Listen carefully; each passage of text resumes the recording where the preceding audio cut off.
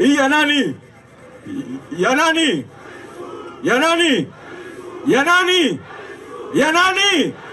Sasa kwa sababu mwenyekiti amekuwa ikitumia hii mahakamani, sawa sawa, nikiwa nimekunja ngumi hivi na wewe unakunja ngumi, nikisema katiba mpya unasema free Tundu Lissu. Katiba mpya, katiba mpya, katiba mpya, katiba mpya.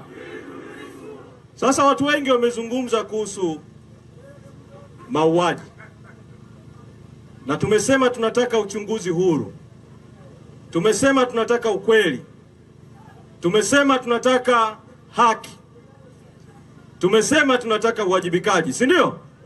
Si ndio? Kwa hiyo, kwa sababu kuna mambo matatu tunayataka: ukweli, haki na uwajibikaji. Nikisema katiba mpya nimenyosha vidole vitatu hivi. Sema ukweli, haki na uwajibikaji. Katiba mpya, katiba mpya. Na wewe nyosha vidole vitatu. Katiba mpya, katiba mpya. Shukrani. Sasa nitakuja kuambia baadaye kuhusu tone kidogo sana na mahusiano ya katiba mpya na tone. Leo nitazungumza kidogo sana hapa Kahama. Nitakwenda kuzungumza Arusha, kwa sababu makamu mwenyekiti John Heche anawajibika kuanza safari kuwahi ndege kurudi Dar es Salaam, na watasafiri pamoja na Boni, Lema na wengine wanatakiwa kukimbilia kwenda Mwanza. Sasa kwa sababu hiyo, mimi nitazungumza machache sana leo ili makamu mwenyekiti Zanzibar azungumze na hatimaye makamu mwenyekiti John Heche aweze kuzungumza. Lissu tayari nyinyi wananchi, kwa sababu huu si mkutano tu wa hadhara, huu ni mjadala wa kitaifa hapa Kahama, ni mazungumzo ya kitaifa hapa Kahama, ni national dialogue hapa kanda ya Serengeti. Mmeshasema kwamba moja, DPP afute ile kesi, si ndio? Lakini DPP kwa Tanzania, kwa sababu ya katiba yetu mbovu, hana uhuru, ni mtwana tu na mtumwa wa rais ambaye katiba imempa mamlaka makubwa sana. DPP Mwakitalu hawezi kuamua mwenyewe ili kesi, kwa sababu hii kesi ya Tundu Lissu ni kesi ya Samia Suluhu Hassan. Kwa hiyo nataka mumfikishie salamu Samia na DPP kwamba tunataka kesi ya Lissu ifutwe, si ndio? Si ndio msimamo wetu kwenye mazungumzo ya leo, si ndio? Si ndio? Si ndio? Kwa hiyo wale wote mnaoamini Samia afute kesi ya Lissu, mseme Samia futa kesi ya Lissu. Samia futa kesi ya Lissu. Samia futa kesi ya Lissu. Sasa hiyo ni kufuta kesi. Lakini mwenyekiti Lissu toka tarehe 24 mwezi Februari hajapelekwa mahakamani, kwa sababu tu serikali ilikwenda kupaki basi mahakama ya rufaa baada ya kuzidiwa mahakama kuu. Lakini kiongozi wa mahakama kuu, hatuingilii maamuzi ya mahakama, lakini utendaji wa mahakama ni jambo la maslahi ya umma kwa katiba ibara ya 107 pamoja na ubovu wa katiba, kutenda haki kwa wakati bila kufungwa kwa masharti ya kiufundi. Sisi tunamtaka jaji mkuu katika hili, hatuingilii uhuru wa maamuzi ya mahakama, lakini jambo la kupanga tarehe ya haraka ya kesi ni jambo la haki kutolewa kwa haraka, kwa sababu justice delayed is justice denied. Sasa Kahama, wangapi mnasema jaji mkuu apange kesi ya kusikilizwa Lissu haraka, ili kama wanahoja walete mahakamani, kesi malizike kwa haraka? Vidole viwili juu, vidole viwili juu, vidole viwili juu. Na sio vidole tu, maana ukinyosha vidole unaongea, lakini jaji mkuu asikie na sauti. Jaji mkuu, panga kesi ya Lissu.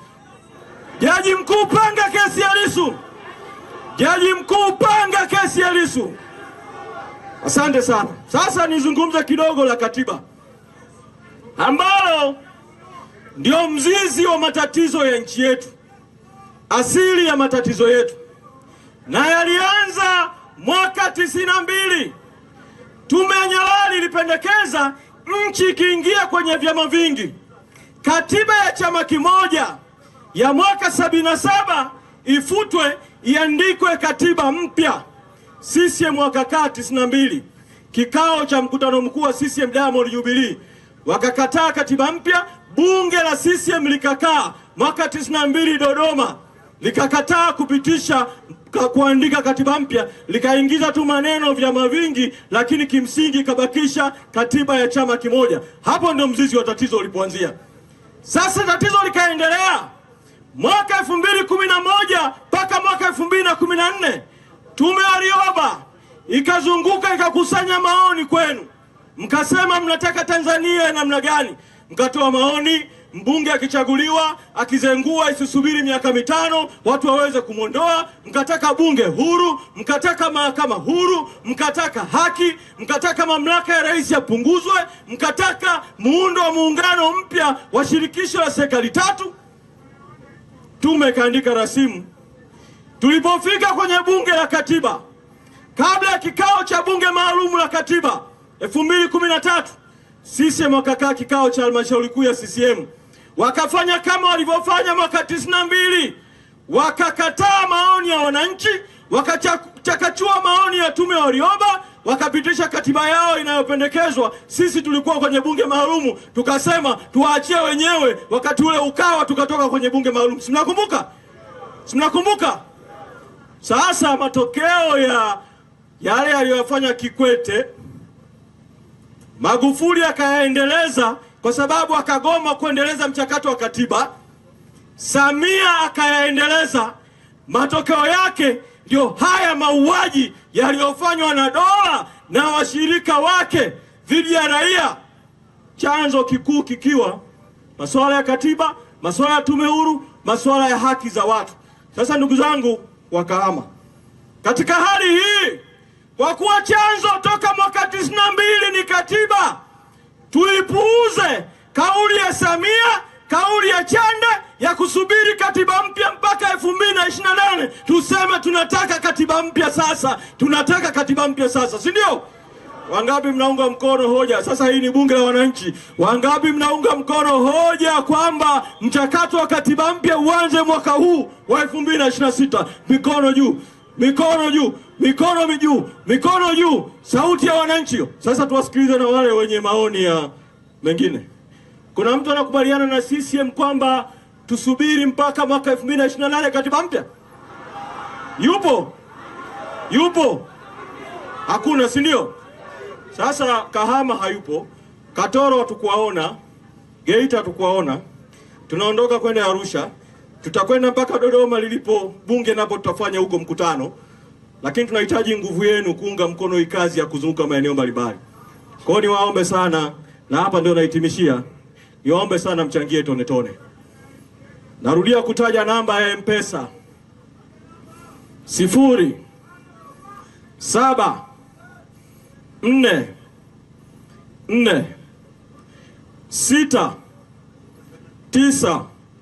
0744 alafu 44 alafu 69 alafu 69 tena. Narudia tena, andika tu Chadema M-Pesa au Chadema HQ 0744 44 6969. Alafu nataja namba nyingine hii, save tuandika Chadema WhatsApp. Kama una mtandao wa WhatsApp, kama una smartphone, ukisave hii namba, ukianza kuchati nayo tu itakupa maelekezo mengine ya ziada namna ya kuiunga mkono Chadema kwa njia mbalimbali. Kwa save hii namba ya WhatsApp, andika tu WhatsApp Chadema, alafu andika namba ifuatayo 0793 00292.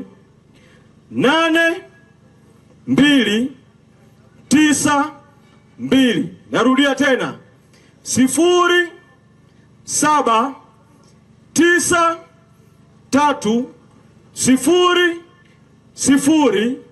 00292. 2.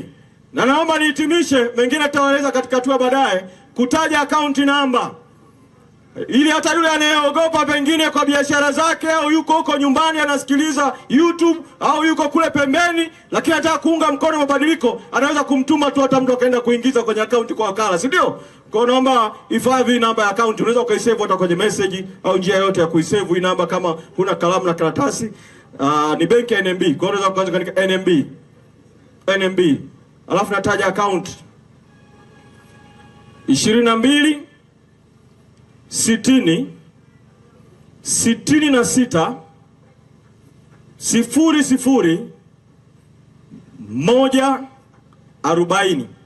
Narudia tena, NMB account number 22 60 66 00 140. Jina la akaunti ni Chama cha Demokrasia na Maendeleo, Chadema. Chama cha Demokrasia na Maendeleo, Chadema. Sasa muendelee kuchangia tone kadiri mkutano unavyoishia, na viongozi wakiondoka wanaosafiri, tafadhali kama hujachangia tone lako bado usiondoke, kwa sababu tutapitisha visonzo vile vile ili kuja kudumukiza hapa, tuendelee kudumukiza, si ndio? Ndio. Na tutaendelea na kueleza utaratibu mwingine wakati huo.